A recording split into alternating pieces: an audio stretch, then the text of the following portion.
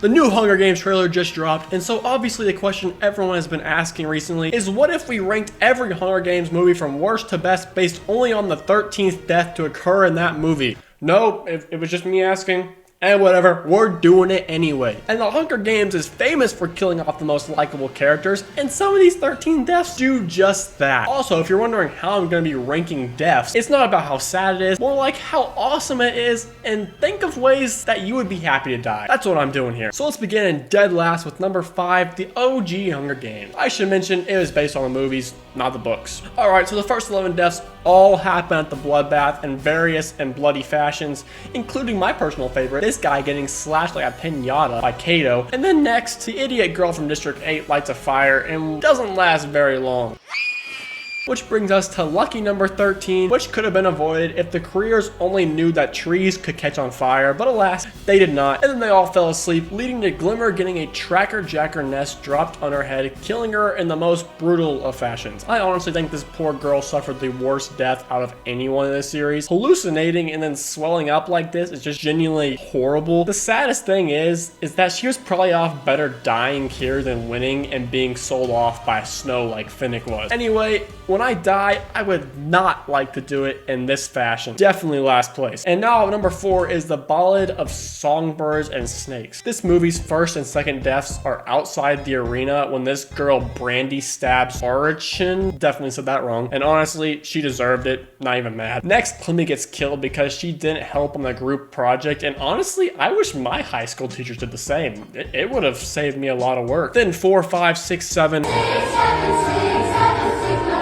And 8 all die in the arena before the games in that explosion thingy that the rebels planted, maybe? Who knows? It's probably an inside job, like 9/11. 9 through 12 die quickly in the arena during the start of the games, leaving 13 to Marcus. If you don't remember, Marcus is the guy from District 2 that Sejanus used to know, and he tried to run away during the big explosion thing, but they caught him and then publicly humiliated him by hanging him here. Just left him dangling there to die. It's fair to say that Sejanus did not seem happy about this. Marcus does eventually get Mercy killed with an axe to the throat. I don't know about you, but when I die, I would prefer not to be publicly humiliated than killed on live TV. But also on the flip side, it is way better than dying in tracker jackers. And man, I forgot how fun these movies were. At number 3 for this list is the Mockingjay Part 2. And don't worry, it's not Finnick. He is a 12th death. So the first is this District 2 fellow getting shot after he shoots Katniss. And then President Snow got pissed and poisoned this dude, an epic fashion if I may add. Boggs gets popped by the old landmine. Peter was feeling a bit angry and decided to turn this guy into a modern art piece. How exquisite. This peacekeeper just said F it and launched a rocket at this building, killing 2 rebels and 2 peacekeepers. 3 dudes get munched on by some lizard mutts in brutal fashion. The 12th is those mutt things killing the only character I actually wanted to live in the series, and I would honestly burn down an elementary school if it meant that Finnick would somehow come back. And the 13th is Masala getting beamed. Bro actually got melted alive. Gosh, this is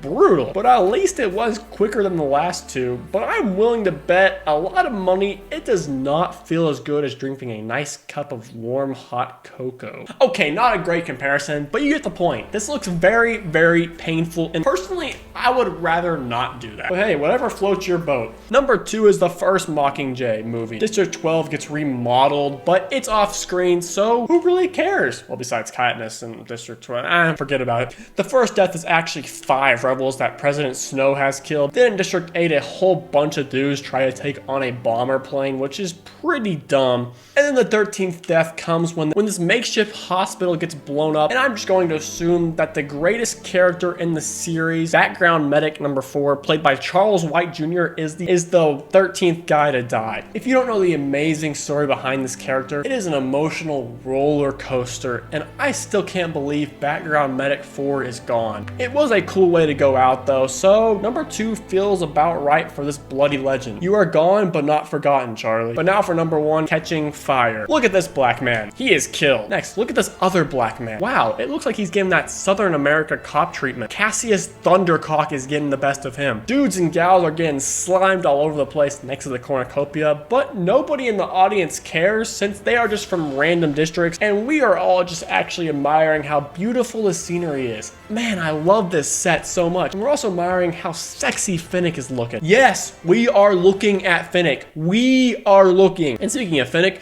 Max is actually the 13th one to go, and she goes away in this mystery fog stuff. Honestly, it's probably a pretty painful way to go out, but I put it in first just because of her age. Just making it to this age is impressive in itself. And she died for a noble cause. And it was also relatively swift. Just like you should swiftly hit that subscribe button. All right, I'll see y'all next year when the movie comes out. Can't wait.